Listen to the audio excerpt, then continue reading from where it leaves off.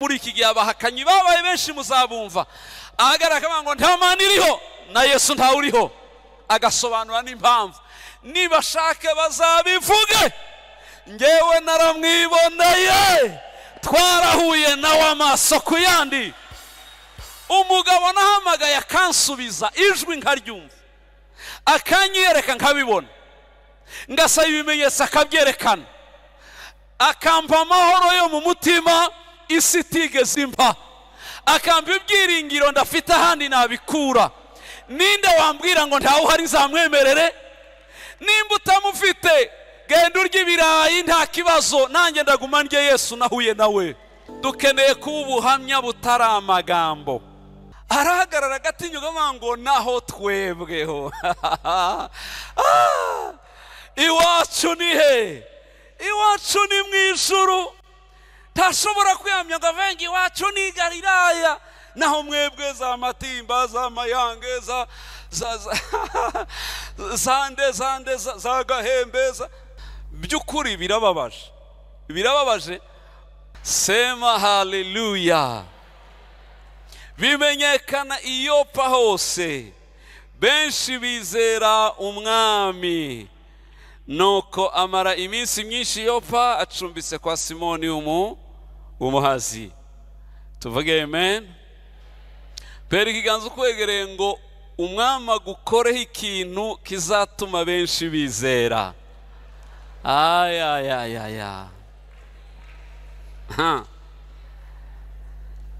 kizatuma benshi ibyo bintu Imana izibikora cyane nta n'igitangaza Imana izikora ntaco nzi idashaka kwihesha icubahiro gusa nta kindi Imana irakora idafitemo inyungu zica ishaka muri ico kintu ntaco habe no kuba yakurinze uyu munsi byonyine ibifitemo inyungu hari impamvu yabarinze ku mpamvu y'ikintu mutazi tutazi ariko yo irakizi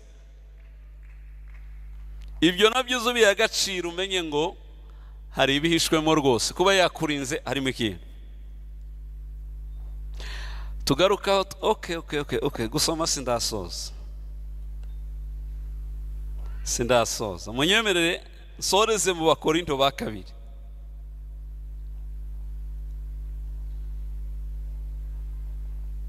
Bakorinto ba kabiri 14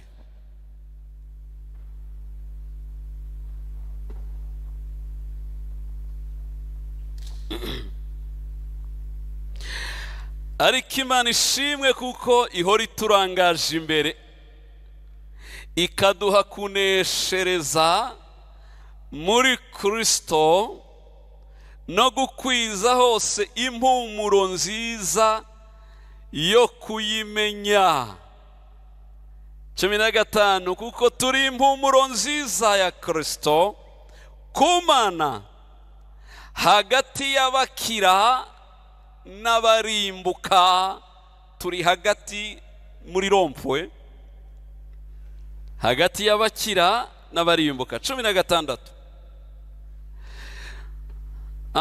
kuri bamwe turi impumuro y'urupfu unyumvire nawe izana urupfu nyumvire ukuntu ngo Bibiliya ni gitangaza tacho gazitinya kuvuga ngo turi impumuro y'urupfu kuri bamwe izana urupfu ariko kandi turi impumuro y'ubugingo izana ubugingo kandi ibyo ninde ugize gute ubikwiriye kuri bamwe turi impumuro y'urupfu izana urupfu ariko ku bandi turi iki turi impumuro izana ubugingo mana yanjye mbwirira ukwegereye ngo hari impumuro ikubaho utajya umenya ariko ikomeye cyane ikuriho igitangaza ikakubaho ntumenye ko uyifite kandi kuriho mu buryo bukomeye ku babi ibagwa nabi ariko kubeza tukabagwa neza. Aha, ubuhamya butari amagambo bw'umukristo ufite impumuro nziza ya Kristo. Ngiyo topic bampaye. Ubuhamya butari iki? Ariko hano muzi gushaka teme bikomeye. Bikomeye kabisa. Imyaka yose kabisa mara. Iki kintu kiri mu bintu byananiye abakristo, nidushaka tuzabyemera. Dukunda ubuhamya bw'amagambo, tuvuge dusakuze tugire gute, ariko mukuri kuriho. Imana ntiyadutumye ngo tuje kuvuga ubuhamya bwacu cyane, ahubwo yadutumye ngo tuje kuvuga Yesu cyane, hanyuma twebwe duhinduka ubuhamya. Bibiliya ikongera ikavuga ngo muri nzandiko zisomwa n'abantu. Iki kintu uko canyishe mw'abantu, ndakivuga gute se mu nyumve? Nukuri igihe cyarageze ndetse cyaranarenze. Bibiliya yahisigeze, ndababwiza ukuri, iyi Bibiliya nimushaka muzayisoma inshuro 1000 ntayo bazumva. Ahisigeze ikeneye gusoma Bibiliya zigenda mu muhanda, apana Bibiliya bazingurura amakaratasi. Bibiliya igenda, wewe ukaba inzandiko zisomwa, ugahinduka Matayo, bashaka Mariko bakamubona, bashaka Baroma bagasanga barimo, ukeneye Zaburi zihimbaza akabikubonamo, ugahinduka urwandiko rusomwa na bose, tugahinduka ubuhamya, tukaba ubuhamya bwa Kristo.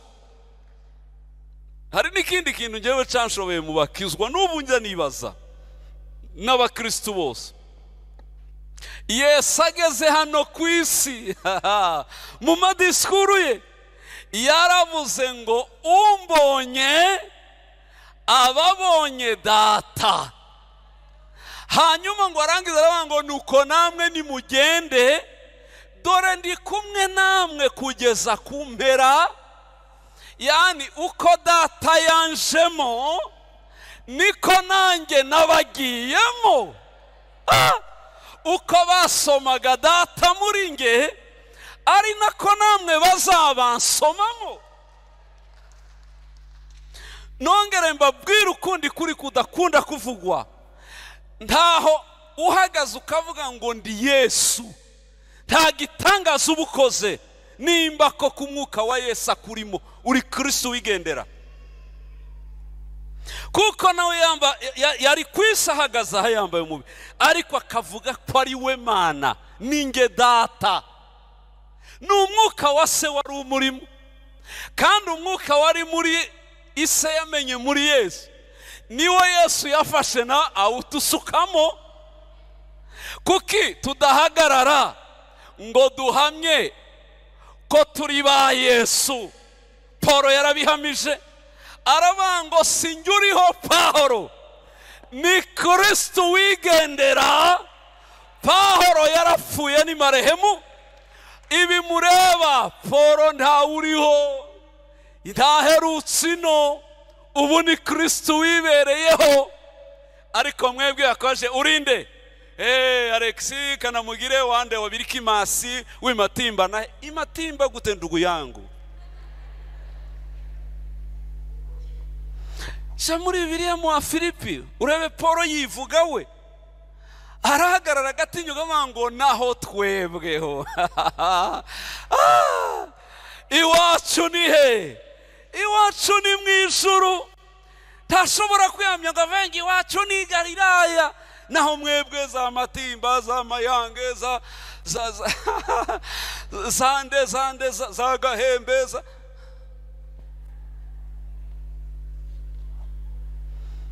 ibintu bene ibyo gusa by'ukuri birababaje umuntu kubihereza. Ikindi naco tudakunda gutekerezaho, mwari muzi ko Kristo agiye guhambwa, bagiye kumuhamba, yahise adufata twese ko tungana, abamwizera aradufata twese atwitekeramo, ajya abari twajya guhambanwa. Siko Bibiliya ivuga ngo nahambanywe na Kristo, nyamara ndiho ariko sinjye uriho, ni Kristo ugize gute? Dore uko yabikoze, yafashe ubumana bwe, yafashe, kuko Kristo yari muzima, Kristo yari mwiza, Kristo yari yuzuye byose, afata we mwiza ahitamo amutransfera mu babi, afata ababi abatransfera muri we, ati njye kubahamba ntaco mumaze muri babi, reka rimwe mpamba, hanyuma njye muzima ari njye usigara muri mwe. Kristo w'umwuka ntawe bigeze bahamba, bahambye umubiri wa Yesu yawutekeyemo abanyabyaha n'ibyaha byacu byose, afata gukiranuka kwe n'ubwiza bwe abutransfera mu bana b'abantu. Abari babi mbaho ubwiza, njye wari mwiza nambara ububi bwabo, ari bwo bahamba. Mbwira ukwegereye ngo Igorigota ni wewe bahambye, ni wewe bahambyeyo.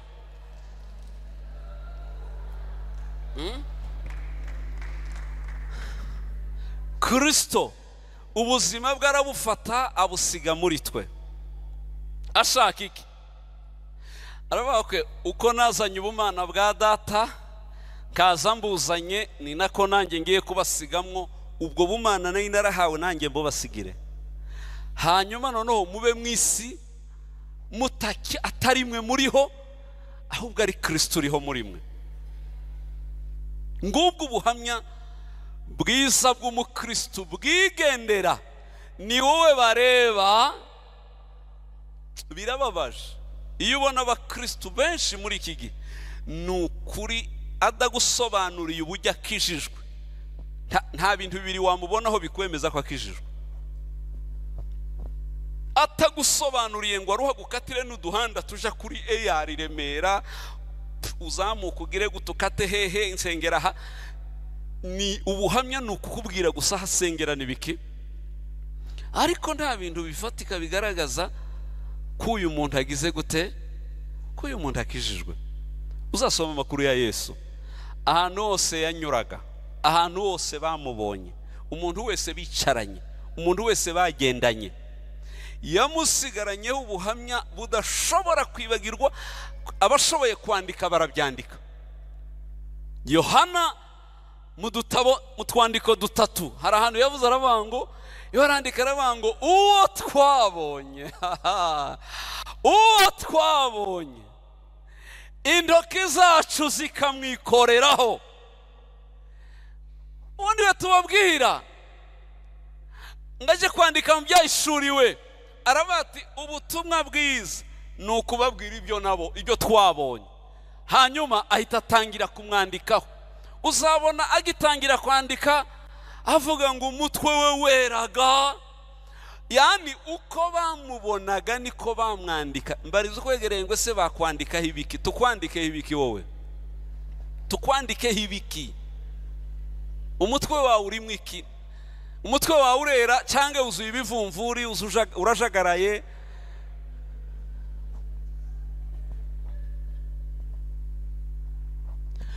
Ubuhamya, kuba ubuhamya butari amagambo, ubuhamya butari amagambo ni icyo Imana iduhamagarira.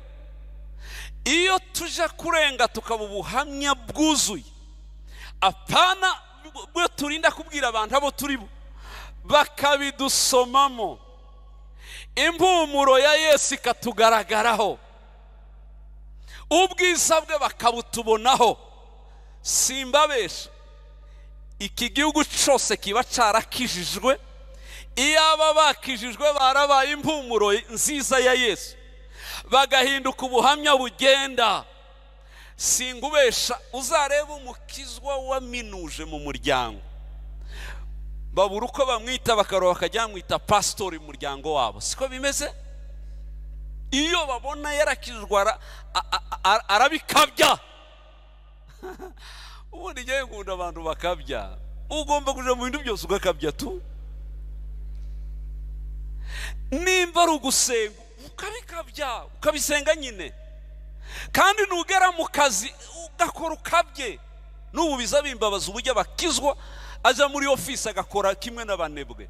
Mukora bingana n'abanebwe byagenze gute? Ko barakoresha ubwonko n'amagufwa, nawe kurakoresha ubwonko ugakoresha n'umwuka wera. Bigenda gute? Ngunganye n'abapagani n'abanebwe, munganye akazi, munganye gukora. Nimba koze ibintu bitatu, ugomba gukora ibintu 9. Kuyihe mpamvu? Ukabango ndabikora mu izina rya Data n'iry'Umwana n'irya Mwuka Wera. Aba bose ntibari muri nge, ubumana bwose ntibuturimo. Ngahe mbwira umuntu wagiye mu ofisi yicaranye na Data na Yesu na Mwuka, yarangiza agakora akazi bingana n'abanebwe biwabo bakorana. Bamwe baje bangoye ibyamusitera, abandi bangoye ibiki ngo bibaha imbaraga ejo n'abaje bafunda ahantu bari kubaka. Henuko ariko ko uyu munsi ko byaba ko mwakoze nabi byagenze gute? Umwe yari uri mukije arambwira ngo uyu munsi ngo buriya ngo nta myotsi batumuye, ngo n'ubundi babangoye ibintu ngo niho bibaha imbaraga. Ndetse ni itabi se nibiki ngo reka ngo nibindi birenze itabi, akabitsinda nko utsinda nyirabukwe. Iyo bivuze se ntibyo se si bimuga ibyo ngibyo. Ati benshi babarugoye hanyuma bagakora nka kurya ko kutumashine nyine ibibongera imbaraga bene uko. Ndavuga toke nubwo bakwirongera ibimoga, abandi akafata amakofi, abandi bagafata ibiki. Umugore ufite Mwuka Wera, umugabo wazindukanye na Mwuka Wera, sha ashobora gukora ibirenze ibyo abandi. Dore ikibazo mugira, muja ku kazi mwenyine Mwuka Wera mukamusiga iwanyu. Ariko abahanga iyo ahagurukaza nta nasengesho rirerire, aravuga ati Mwami w'ubwiza, ndahagurutse Mwuka Wera, jya imbere tugende, tugiye gukora akazi nge na Mwuka Wera, nge na Yesu. Iyo ukora ikintu cyose washizeho kugikorana na Yesu, mbarahiriye Imana, ukora ibintu bitandukanye n'ibyo abandi bakora. Kubera ntubukiri wenyine, deja ibyo byiringiro birahindutse, hahita kuzuka mu izo mbaraga. Buriya gutakaza Yesu biva nyine mu mitekerereze, ariko iyo utekereza muri kumwe arahari, ukora ibintu bidasanzwe. Hari umusore hano i Kigali ukora mu igaraje, mu myaka yashize babazanira ngo imodoka yo muri ambasade ngo bakore, imodoka irabananira, baragerageza pe. Nimba ari ambasaderi, nimba ari umwungirije simbizi, ngo aravuga ati iriya modoka nibona umuntu uyikora tuzamuha igihembo rwose kidasanzwe. Arabwira muzamuhe akavuatire gasanzwe bari bafite, ati muzakamuhe, nimushyiraho igihembo baragerageza barebe ko hari uwayikora. None se turinde gushaka bava mu mahanga. Barikaraga irabananira. Ngibananira umuhungu umwe ukora muri abo akijijwe atasha aravuga ariko Mwami Yesu we, bigenda gutenga abapagani n'abanebwe bananirwe ibintu natwe tubinanirwe. Tugufite Mwuka Wera ubona hose, ugera hose vraiment, ahita ajya kurara mu masengesho n'uburakari bwuzuye. Aravuga ati Kristo, nge nawe niba koko turi kumwe, iyi modoka irava hariya yakozwe kandi biguhesha icubahiro wa Mana, arasenga arasenga arasenga ngo arangize araryama aho yaregeye mu cyumba cy'amasengesho. Kurya aryamye abona ko haza nimba ari umugaragiste ntabyo nzi wambaye biriya nyine bariya bakoreramo, afungura ya modoka areba, acomora ibipira areba, arakata areba, arafunga areba, ngo arangiza arayatsa, abona iratsa ayincaramo arayitwarira guruka, umuhungu areba, ngo arangiza ahita ayitera hejuru. Ni indoto, zari indoto. Ariko arabyuka ahita afata agenda yandika utuntu twose yabonye urya akora twose aratwandika. Mu gatondo niwe ageze ku igaraje bwa mbere ngo ageremo, aja kuri ya modoka, batoke mumpeze dufungure ya modoka, kontake dufungure ya modoka. Arafunguye, agenda ayirambitse ahangaha ku modoka, atangiye gufungura, akazaza agakubita mu ijisho. Ibyanze muze mukubita ijisho muri Bibiliya, mukubite mu byanditswe. Sema haleluya. Ibyanze ja mu byanditswe urakura mu igisubizo. Byamucanga akagaruka akareba bijya yanditse, arakurikira arakurikira arakurikira, aracomoragira gutarakata, arafungagira ate ngo arangize akubisemo kontake. Umwana w'Imana wuzuye umwuka wera we. Nimumvugire ngo haleluya. Akubisemo kontake, imodoka ya ambasaderi iravodoka ibiratse, ngo yake yinjiyemo, arakije imodoka, ahamagaye umuhungu wayizanye umushoferi wabo, barazamutse shorongi, bagize gute, barakatana ya modoka, bareba imodoka iraguruka. Imodoka yakozwe n'umuhungu waraye mu ijuru rya gatatu, weretswe na marayika. Imodoka yakozwe na marayika, ngo bayigarure, shoferi arahamagara ati imodoka yakozwe. Ninde wayikoze? Abahanga bari bazi bose basanga nta n'umwe uyiriho, yakozwe na wa muhungu w'umukizwa waraye mu masengesho. Umwana w'umuhungu bamukubita igihembo, akavuatira aragatahana. Abandi bose bakanuye ibyiso. Kuva icyo gihe izinaniranye zose zigasigara zishirwa nde? Ubundi abakizwa muri umunyu w'isi, muri tabaza rimurikira umurwa. Mugomba gutanga igisubizo aho mugeze hose. Birababaje ko abantu bafana Yesu uri muri mwe. Ubuhamya butari amagambo, kuko Kristo yari ameze akaba ariko tumera. Reka ndebe impamvu bazanye Nehemiya. Impamvu Nehemiya mbona bamuzanye nibajijeho, nuko Nehemiya yakoze ibikorwa bidasanzwe. Mu buryo utekereje Nehemiya ku Bayuda, automatique wamugereranya na Yesu kuri twe.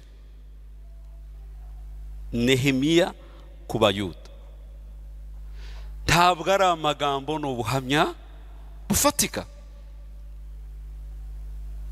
Nehemiya umugabo uri ndebera umuntu uri ibwami azasangira n'umwami, azasangira n'umwami vino ibiryo, ni ubanza kubyumviriza.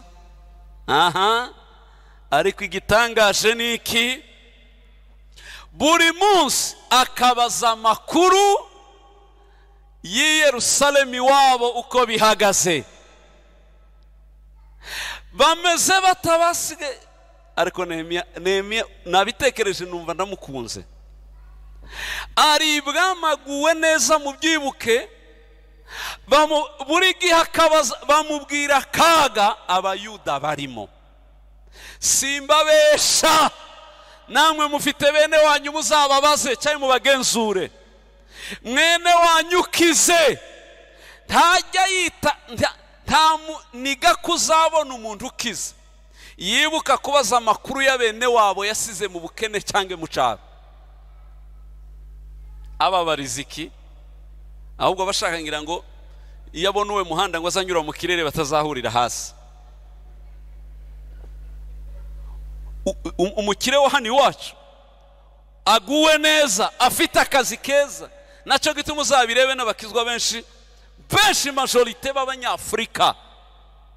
Apana abazungu baragerageza, ahubwo umuzungu Imana imugiriye neza arushaho kwegera Imana birenze uko byari biri, arayihamya pe. Nashaka bamugire perezida muzya mubabona, iyo yarasanzwe abyubaha arabikaya.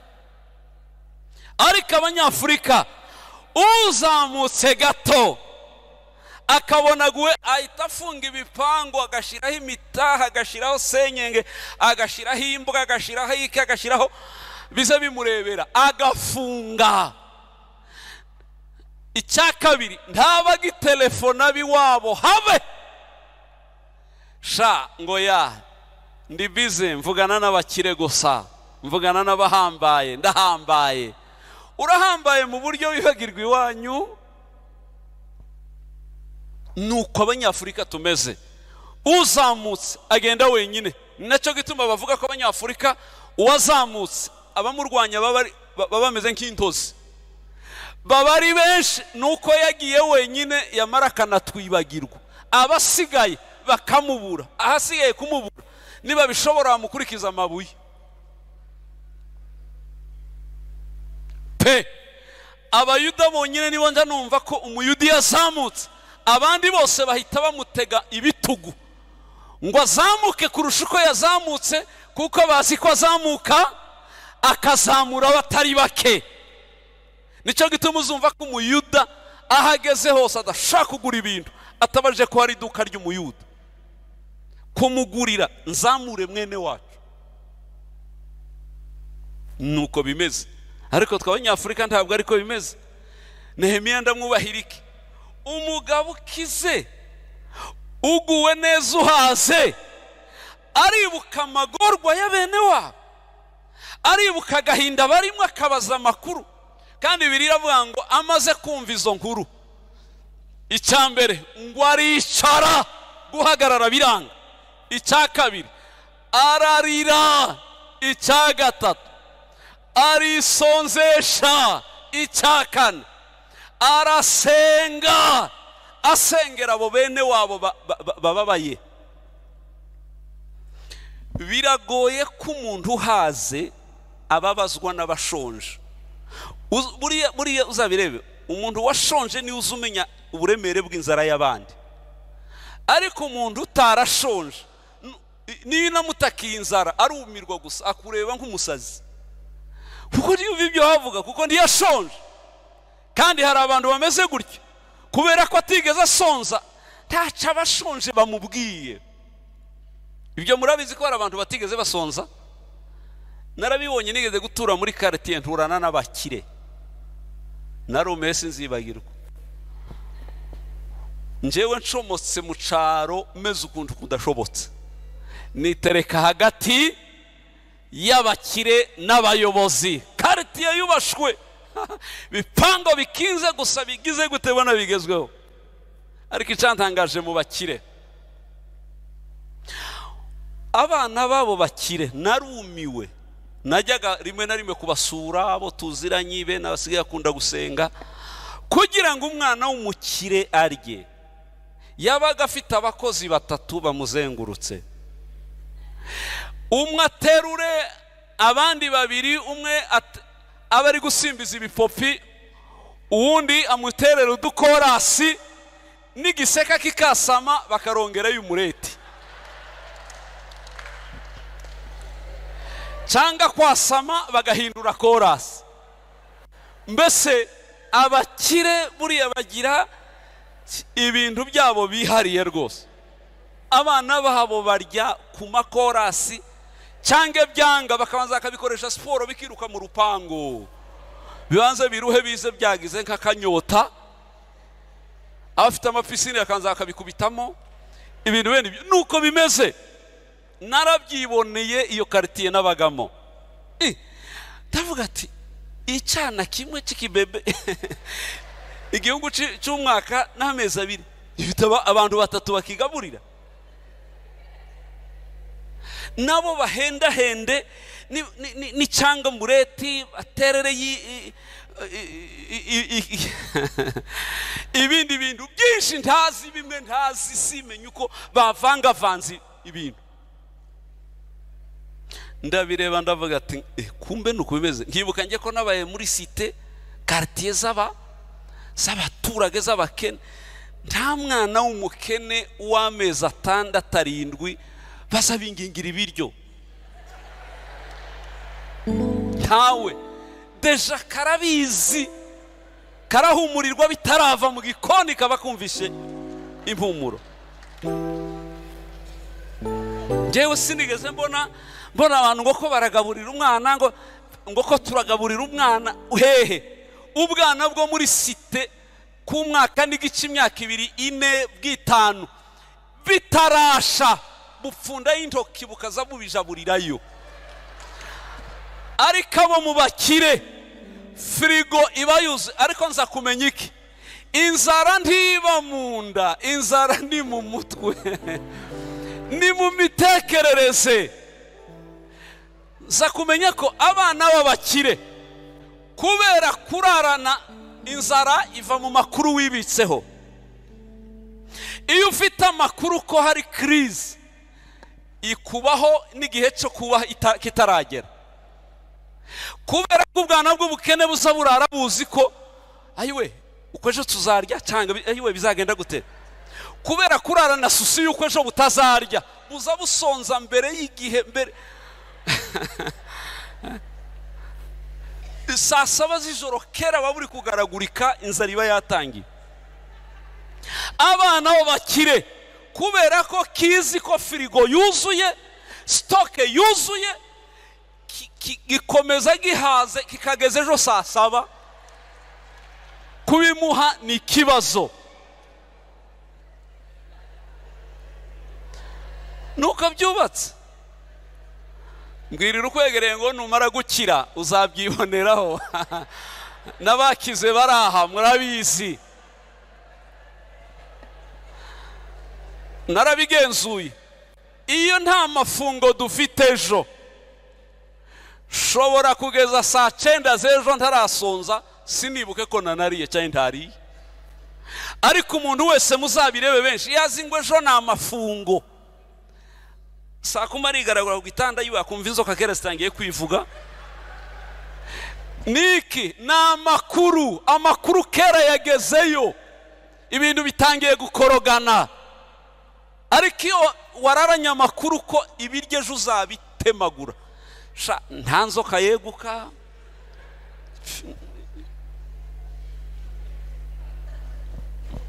Harakabaho Nehemiya, umukire wibuka abakene n'abababaye, agahinda kakamwisha, akaruha kabirwara. Yarwaye umutwaro kugeza ubwo n'ibyo yahishe bimututumbamo, ngo anyure imbere y'umwami amuserva. Umwami amurebye aravuga ngo no Nehemiya ibintu Nehemiya narinzi siwe mbona. Byakugendekeye gute? Niki cyabaye Nehemiya kugaragaza agahinda n'umwabaro? Niki Nehemiya aravuga ati ibintu nahishe abimenya te, nico nkundira umutwaro. Buriya abenshi gusenga ntibasubizwe biterwa n'urugero rw'umutwaro. Iyo umuntu afite umutwaro w'ishaka ryamurenze ry'abandi bantu n'iry'Imana n'iry'igihugu n'ibiki, ugera ku rwego kuri uyu mwami yabashije Nehemiya atamubwiye, bigera ku rwego Imana isigara ikwibariza ufite ikihe kibazo, wakimbwiye nkakigufasha ko mbona usa nabi, ko mbona ubabaye. Wari uzi ko umutwaro uri mu mutima ujya usenga kurusha gusenga ku rurimi. Iyo umutwaro wakubanye mwinshi w'iby'Imana cyangwa se w'iby'ababaye, iyo utabisengeye bigera ku rwego Imana igusaba kuyisengayo. Genda urebe Yeremiya kangahe 33, kuri gatatu aho Imana imwihamagarira akaba ari imwibutsa Yeremiya. Ndabaje wa mugabo, nkeneye kugufasha no kukwereka ibyihishe, ariko watinze kumbwira. Imana ari pere kiganza kwegereye ngo iri joro Imana ikwibutse ikubwira ibyo uyisaba ko yarambiwe kubiguha mu izina rya Yesu.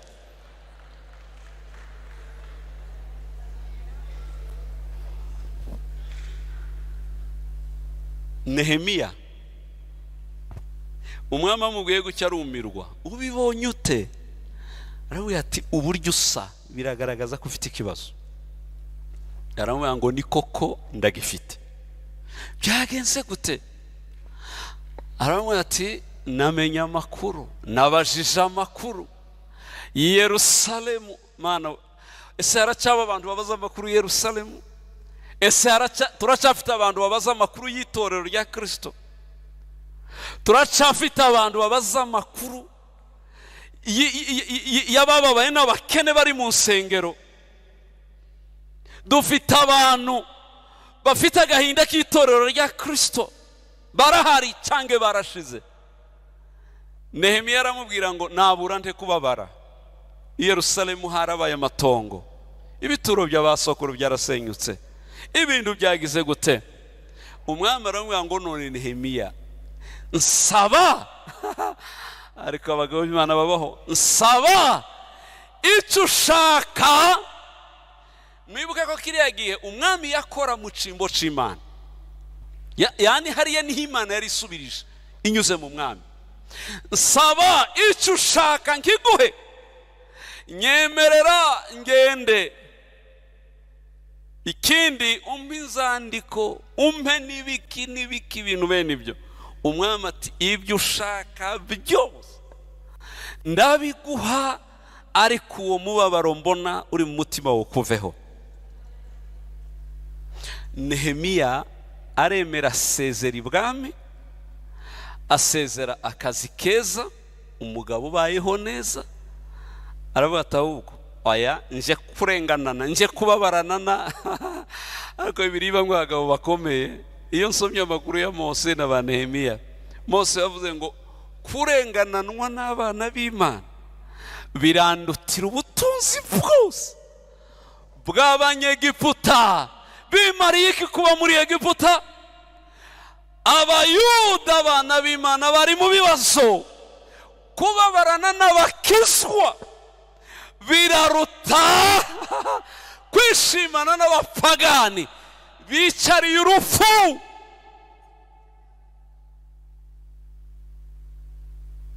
Nubwo abantu banezerwa, nubwo abantu baseka, barya, babyina, ariko bira Yesu, nta Yesu urimo. Singubesha, bicariye ku rupfu. Kristo umuhesha ubugingo wenyine niwe uduha garanti yo kubaho. Biza bindangaza uburyo umuntu abaho akumva afite morale kandi nta Yesu afite, ndetse rimwe na rimwe akaza kwereka akayikurusha. Tino turashize, uyisa yindushije ate? Iki naco singikundira abakizwa, abakristo bose kindakibangira, sinkibakundira. Uburyo abadafite Yesu ari gihe bazabagaragaza ibyishimo n'imbaraga kubarusha. Gute? Ngewe sinshaka kwemera ko mu muryango wanjye hari umuntu uzagaragara ko afite umunezero unduta. Mfite umwami w'amahoro. Ubo bafite iki? Bamwe barirata ibimasa, abandi barirata utumodoka, abandi barirata ibiki. Nanjye nzirata ko mfite Yesu. Ibyiringiro by'ubuzima, ibyiringiro by'ejo hazaza. Ibyo bafite nanjye nabigira, ariko ibyo mfite nta soko babiguriramo. Icyo nza nkibaza kubakizwa kubera iki? Harya okay, nitumara kuba ubuhamya bwigendera, ubuhamya butari amagambo, simbabesha, abantu bose bazatwibazaho. Njya numva ngo hari, sinzi niba ari Burundi, niba ari mu Rwanda, ari ntabyo nzi, cyangwa ari Kongo, Kinshasa, sinzi. Iyo umuntu yavangavanze hose ntubumenya bimwe n'ibindi. Hari umuntu kumukire nimba ari he sinzi nimba gihugu ki, ariko babaga muri etage nziza n'umugore bakabana n'umukene, ariko nimba atari Kongo ishaka kuba ari Uganda. Niyo hantu nabonye etage y'amagorofa 7 izibana n'akazu gasakaye n'amabati uruhande rumwe urundi ari shitingi, ugasanga zirafatanye.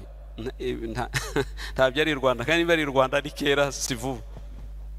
Baturanye bo bakarara hejuru muri etage, ariko amahoro make akabasanga muri etage.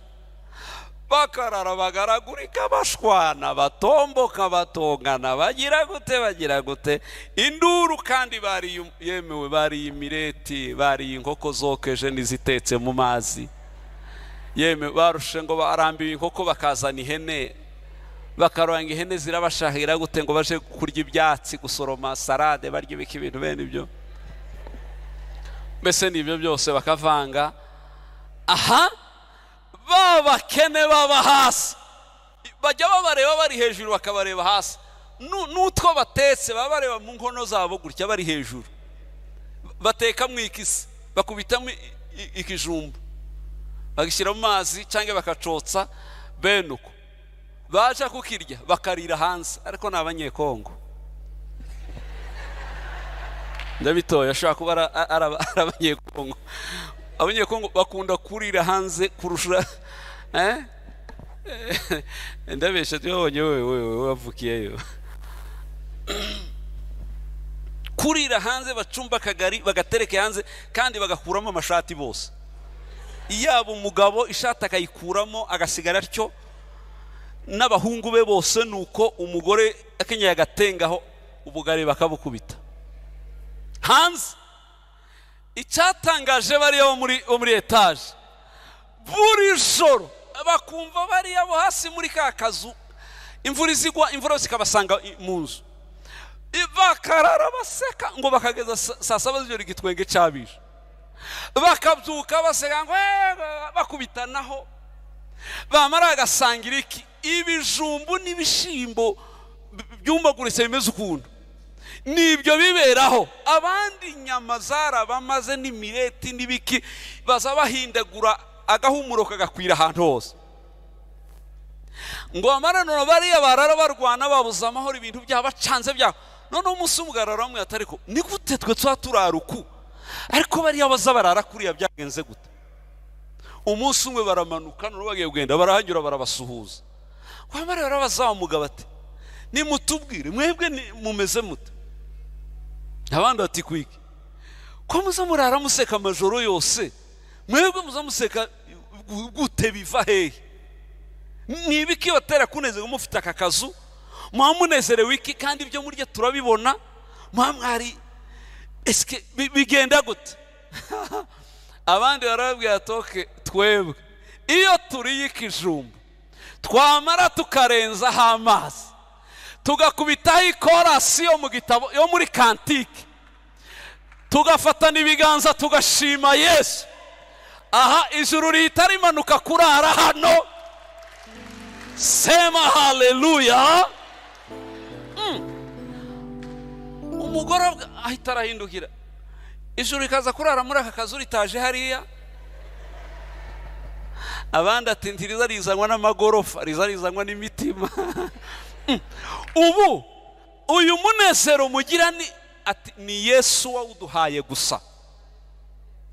Barashoberwa none ngahe nyumvira, bafite igorofa abandi bafite Yesu, bafite amahane abandi bafite amahoro.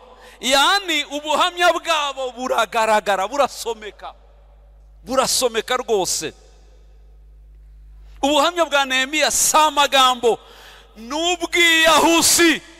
Ndagiye amashamba nyinjire ikiba kibe, nimfa ndi gukiza Yerusalemu no kuyubaka biramaze.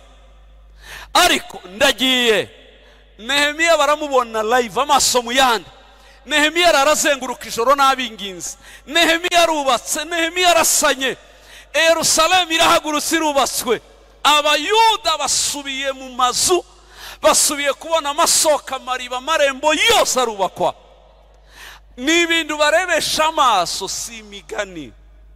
Nehemiya ndarinda babwira ngo ndabakunda, no, urukundo rwa Nehemiya bararusoma, ruramugaragaraho, ntabwo ari ibintu byo kuvuga. Aho se tuzahagera ryari kugira ngo tugere ku rwego uhinduka ubuhamya? Dufite abakizwa aba mu itorero imyaka 10 akarinda avamo na mwarimu atamuzi neza, nta gikorwa na kimwe kimugaragaraho akora. Reka mbabwire, iyo Kristo yakuzuye akuzuza urukundo, zijya mpuhwe yagiraga arazikuzuza. Irya mirimo yakora nta muntu ufite Yesu udakora ntawe. Ibyiza biba bikuzuye bikugendaho, abantu barabibona, isi kabibona.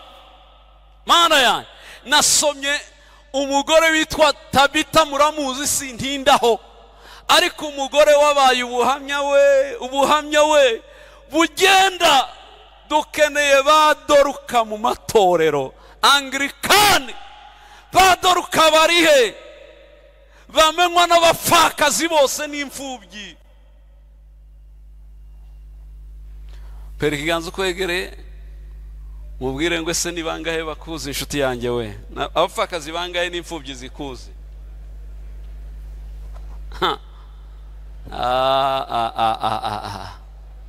Umugore wakiriye Yesu ngo arangize aravuga ngo aho Yesu atari, Tabita ndahahagarara. Imana namenye ko ari Imana ye, ko ari umugabo w'abapfakazi akaba se wi. Ubu ngiye guhagarara aho Imana yari guhagarara, ndahagarara. Yarahabaye, imfubyi zose ziraseka. Agira umuntu ndebera igitabo ca Yobu 29 arajya kwansomera. Yobu 29, mwumva abagabo b'Imana uko babayeho. Niho njya gusoreza, niwe muntu njya gusorezaho. 29 guhera kuri 11 kugeza kuri 17. Okay, turaja kuhasoma. Ariko cyanejeje, Tabita wa undi ukora biriya ararwara. Tabita arapfa. Amaze gupfa, amasengesho y'imfubyi n'abapfakazi bahita batora imyenda yabo, buri muntu atora iyo yahawe, bose barayitora. Batangira, tugende dushaka intumwa za Yesu. Tabita ntashobora gupfa ngo dusigare, itwishane nawe cyangwa imugarure. Amarira y'abapfakazi n'imfubyi akora ku mutima w'Imana. Imana ijyana na Petero, kubera ko batabonaga Yesu, bakabazi ko Petero yagendanye na Yesu. Baragiye abwira Petero, uramuzura cyangwa ntumuzura, agaruke cyangwa mujyane nawe uveho, dukeneye Tabita kwagaruka. Petero yaragiye aravuga ati, wa Mana we, ntaba atagarutse sinsohoka. Ndasohokera he bose ko bahagaze ahangaha? Imana yibuka imirimo yande, imirimo ya Doruka iribukwa imbere y'Imana. Hari ibintu Imana iziha agaciro namenye. Imana iziha agaciro ubushuti mugirana. Imana igaha agaciro imirimo myiza wakoze mu mwanya wayo. Iyo yibutse ibyo bintu, dore n'abantu bajya basenga Imana igahinda umushitsi. Ni abantu bayibutse ubushuti, ni abantu bayibutse imirimo idasanzwe bakoze. Ugiye muri Bibiliya, Imana ivuze ngo ndica Abisiraheli bose. Aha Mose yarayibwiye ngo urica abana b'inshuti yawe Aburahamu, inshuti magara. Bizumvikane Aburahamu azumve ngo abana be warabishe. Imana kugeza ubwo Imana yigaruye igendana nabo, yanga kubikira bango kubera inshuti yanjye Aburahamu. nawe Mose umpagarara imbere, ndemera bene wanyu babeho. Dukeneye kwizera Yesu ku rwego tugeraho bishaka kubeshaho bene wacu. Ninde ubyizeye mu izina rya Yesu? Ndavuze ngo ubwo buntu bubabeho, impinduka zizaba iwanyu zikuvuyeho wowe. Ninde ubyizeye atange haleluya? Aha. Wowe ari wowe bizaheraho guhindura iwanyu bitari byarahabaye, ariko bivuye ku bushuti wagiranye n'Imana. Undi muntu urumva babaye inshuti bitumye Imana yigarura. Undi mugabo imirimo ni babiri, Hezekiya na Tabita nibo abantu bapfuye bagarugwa n'imirimo. Hezekiya amaze gupfa abwira Imana, ubonye ngo mfe nge, uwakugaruye muri Isiraheli barakwirukanye, ngasenya ibigirwamana nkakubakira ibicaniro, none nyuma yo kubaka ibicaniro no kugusubiza ku ntebe ubonye ngo unyiture gupfa nishwe n'iki kirwara bavuga ko ari kanseri yararwaye. Ngo arafukama ararira yerekera ivuri, ngo arangize yibutsa Imana imirimo iri mu ijuru. Imana birayinanira ihita ihamagara Yesaya profete wari waje kumuhanurira urupfu. Si igitangaza ko aho wabwiriwe amakuru mabi ari naho amakuru meza yagusanga. Ninde ubyizeye bizakubeho mu izina rya Yesu Kristo? Bamubwi profete yasezera urapfuye n'Imana intumye, kandi umuhanuzi mukuru apana abana b'abahanuzi. Abana b'abahanuzi bajya bavangirwa bajya banabesha, ariko abahanuzi bakuru no.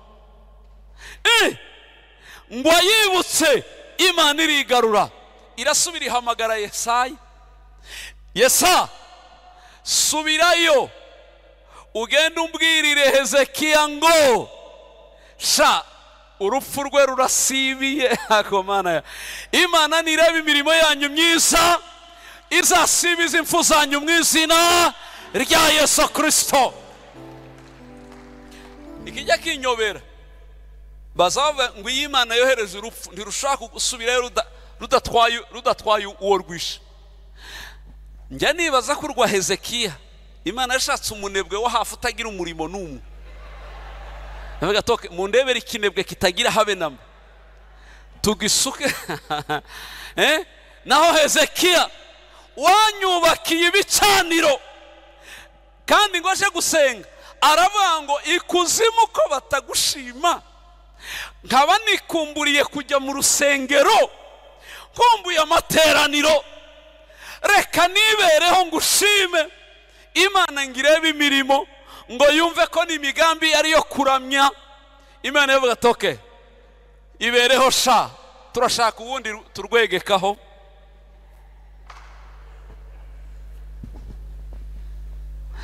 Nsomera Yobu ariho dusoreza.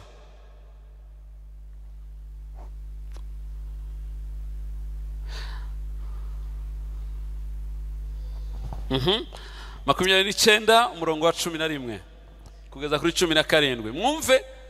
Mwumve uyu mugabo si ubuhamya bw'amagambo. Yobu igice cya 29 umurongo wa 11 turasoma mu izina rya Yesu Kristo. Aravuga ngo ugutwi kwanyumvaga kwanyitaga uhiriwe. Ugutwi kose kwanyumvaga kwanyitaga uwahiriwe. N'ijisho ryambonaga ryamberaga umuhamya. Ijisho ryose ryambonye ryari umuhamya wanjye. Yuko nakizaga umukene utaka, ko nakizaga abakene bose bataka. N'imfubyi nayo itagira gifasha, imfubyi zitagira kirengera. N'uwendaga gupfa wese yansabiraga umugisha. Unyumvira aka kantu, ugiye gupfa wese mu mujyi yacikanaga asabira Yobu umugisha, akavuga ngo naho ngeze ni Yobu wabikoze. Kandi ngatuma umutima w'umupfakazi uririmbishwa no kunezerwa. Imitima y'abapfakazi amakorasi yari yaranze gukama kubera ibyishimo bya Yobu ko ababeshejeho. Nambaraga gukiranuka kukanyambika. Nari narambaye gukiranuka nako abariko kunyambika. kutabera kwanjye kwari kumeze nk'umwitero n'ikamba. Nambaraga kutabera niwo mwitero nambaraga, sinarenganyaga. Nari amaso y'impumyi n'ibirenge by'ikirema. Nari ibirenge by'ikirema batagira bose. Nari amaguru yabo Yobu. Nari se w'umukene. Nari se w'abakene. Ngakurikirana urubanza rw'uwo nari ntazi. Nakurikiranaga urubanza rw'uwo ntazi kugira ngo atarengana. Navunaga inzasaya z'umunyabyaha. Navunaga inzasaya z'umunyabyaha nkamushikuza umunyago mu menyo ye. Umunyabyaha wambuye umuntu Yobu yarabimwamburaga akabisubiza nyirabyo. Maze nkavuga nti nzapfira mu rugo rwanjye kandi nzagwiza iminsi yanjye ingane n'imisenyi.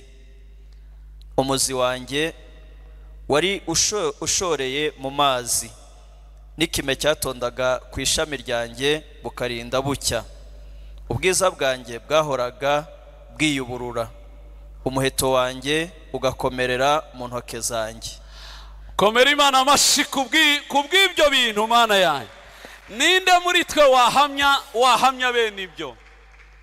Abatarebana amaso yabo, abatagira amaguru bose, nabigiye uko bazabaho bakagenda.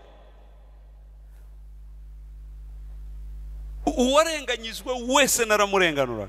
Hari ahantu yavuze ngo nicaraga mu marembo y'umurwa, ngo ibikomangoma bikipfuka mu maso, abasore ngo bagatinya kuhanyura.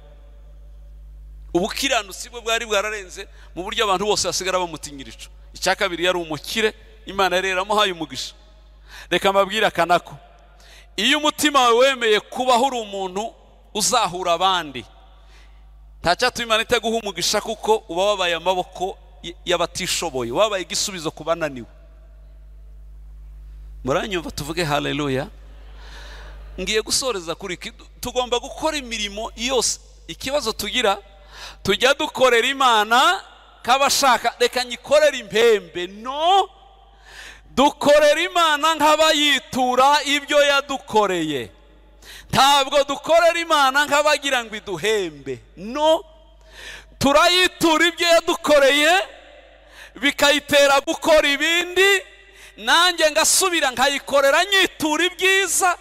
Ibyo dukora byose ni ukwitura ibyiza ikora, kugira ngo ubu buhamya bugenda butari amagambo.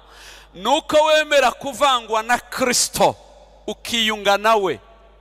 Icya kabiri, ugomba kubaho igihe cyose ukavangwa mpari, bahagaze mu mwanya wa Kristo. Nkaguya Paul yavuze ngo mugere ikirenge mu cyanjye kuko nanjye kigera mu cya. Niba mbona babone Kristo. Jya wicara uvuge ngo Kristo, aho utari ndahari, aha utari ndahahagaze, ngahe mbwira icyo nkora. Ugomba kuba uri umuntu witeguye gukora. Dukora iki? Cya mbere ni uguhamya Yesu turimo. Icya kabiri ni ugukora imirimo myiza nk'igihe Yesu yakoraga. Mbabwire ko nta muntu Yesu yaciyeho atamugiriye neza, nta muntu Yesu yabonye arengana ngo areke kumutabara. Hanyuma tukavuga ngo Yesu ngo ni uri muri twe. Ngiye gusenga Imana uyu mugoroba. Dukeneye kuba ubuhamya bugenda. Dukeneye kuba ubuhamya bugenda. Abatubona babone Yesu kuri twe. Icya kabiri, isi y'umwijima imenye ko Kristo atahavuye ahari. Aho uzajya unyura isi y'umwijima imenye ko ni Kristo uhanyuze cyangwa ni umuntu uhanyuze. Wari uzi ko ariko bimeze? Umukiranutsi muzima ahantu anyuze abantu babona uri umuntu, ariko isi y'umwijima ibona gusa ari imbaraga za Yesu zinyuze aho hantu. Nimwemere muhinduke ubuhamya bugenda. Bibiliya ive mu mpapuro yuzure muri mwe. Nubwo Bibiliya bazitwika zikavaho, mwebwe musigare muri Bibiliya yasomwa yareberwaho. Takabatoke gukiranuka no kumera nka naka. Gukizwa no kumera, dufite abakizwa batukishije agakiza kugera ubwo abantu bose bakanga. Ariko Imana ishimwe ko itajya yiburira. Ifite amazina make y'abisarudi bataranduza iki? Bataranduza imyenda yabo. nubwo bazacurika agakiza bazahaba n'abagahagazemo barahari. Vuga ngo ndahari mu izina rya Yesu. Icya kabiri, abandi nibabivamo vuga ngo ndahari nzasigaramo. Njye nuko njya mvuga abakozi b'Imana nibabivamo nzabigumamo. Abandi nibareka Yesu nzama. Ari umugabo avuze ngo nubwo bavuga ko ibyo babigisha ari ibinyoma atari ukuri, aravuga ngo nakomeza akabyizere kuko byangiriye neza. Nubwo bazakavuga ngo sibyo, hari n'abahagarara muri iki gihe abahakanyi babaye benshi muzabumva, ahagarara akavuga ngo nta Mana iriho na Yesu ntawe uriho, agasobanura n'impamvu. Nibashake bazabivuge, njyewe naramwiboneye, twarahuye nawe amaso ku yandi. Umugabo nahamagaye akansubiza ijwi nkaryumva, akanyereka nkabibona, ngasaba ibimenyetso akabyerekana, akampa amahoro yo mu mutima isi itigeze impa, akampa ibyiringiro ndafite ahandi nabikura. Ninde wambwira ngo ntawe uhari nzamwemerere? Nimba utamufite genda urya ibirayi nta kibazo, nanjye ndaguma ndye Yesu nahuye nawe. Sema haleluya. Muhaguruke duhamagara izina rya Yesu. Dukeneye kuba ubuhamya butari amagambo. Kristo abe ashinzwe muri twe, bamutuboneho we. Ariko Mana yanjye